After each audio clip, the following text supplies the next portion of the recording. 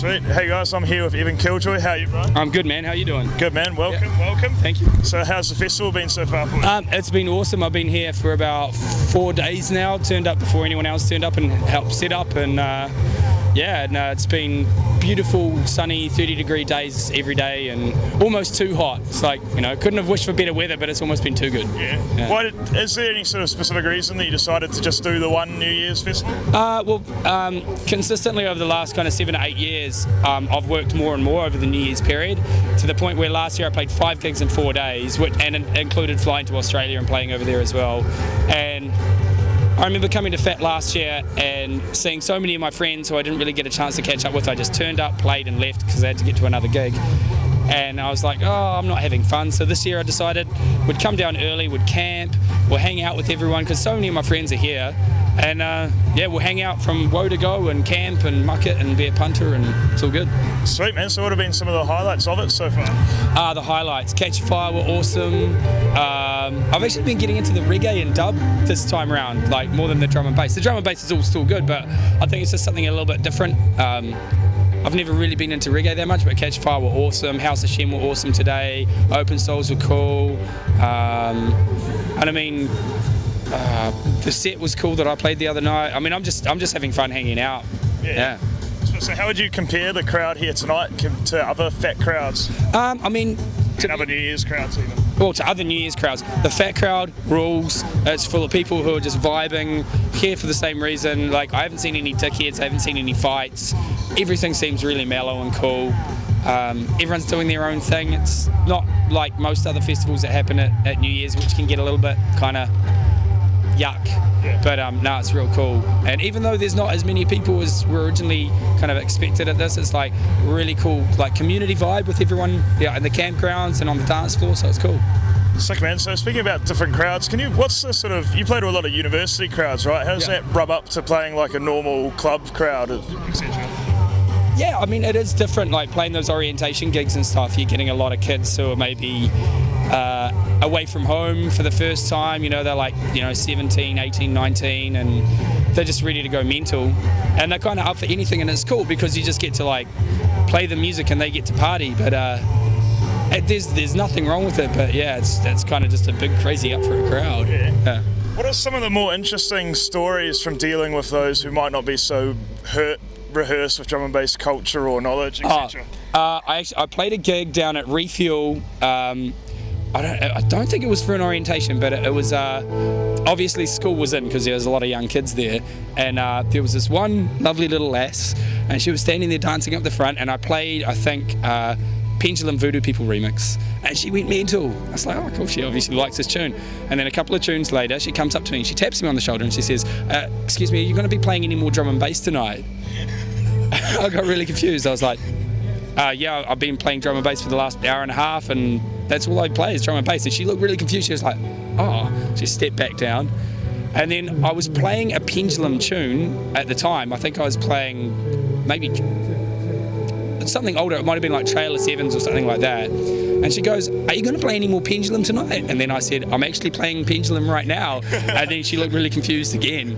But yeah, I mean, it's cool. Like, they're coming out, they're partying, they're hanging out, they're hearing tunes, they're kind of getting the vibe of how drum and bass gigs happen. But yeah, sometimes you get people. And I had another one actually. This is another funny one.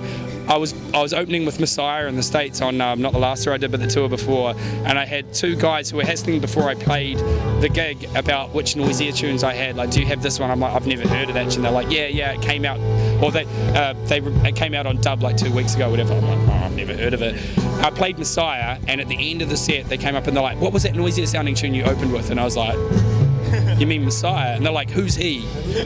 I'm like, no, Messiah by Conflict. Oh, okay, cool. When is it out? Is it on dub at the moment? I'm like, no, it came out 6 years ago. And they're like, oh, we can get it, cool, all right. It's like, whoa, kids haven't heard Messiah. Yeah. So I've been playing loads of old stuff recently because I think there's so many good tunes from when I got back when I got into drum and bass, like back in the kind of mid to late 90s, like stuff that still works on the floor today, like The Nine, Atlantis, Phantom Force, Deadline, stuff like just cool tunes, and it's so different from the stuff that's getting produced now, and just kind of helps pad out a set real nicely, So yeah. Nice. What is your take on the whole obsession of having dub plates that are 2 weeks old? I mean, you've heard my sets, man. Like, for a new piece of music to make it into my set, I have to really be into it, and I almost kind of wait for them to turn into classics before I play them, because I don't know, like, if you play, like, I've heard a lot of people who go out and play wicked sets, play wicked music, but they only play new stuff, and unless the crowd is full of train spotters who are as up to date as you know, a DJ who's got the latest dubs, no one knows what it is, and no one's they might react to a really good tune, but you know, people want to hear stuff they've heard before. And like, people have given us crap about playing Don't Tell Me Still and Morning Light Still in our sets, but it's like, wouldn't you be pissed off if you paid a whole bunch of money to go see the Eagles and they didn't play Hotel California? And it's like, sometimes I wish I didn't have to play it, and sometimes I've not played it, and afterwards you get people going, oh, you didn't play Morning Light. But it's one of those things. It's like, I'm proud of the tune, I'll play it, and if someone wants to give me crap for it, then whatever, you know. The thing is, they'll always still show up to the next Concord Dawn gig. I think you'll find that. Yeah. Or they'll start going to dubstep gigs or something. Yeah. Surely. So anyway, what have been some of your highlights from the past year, 2007? Let's see.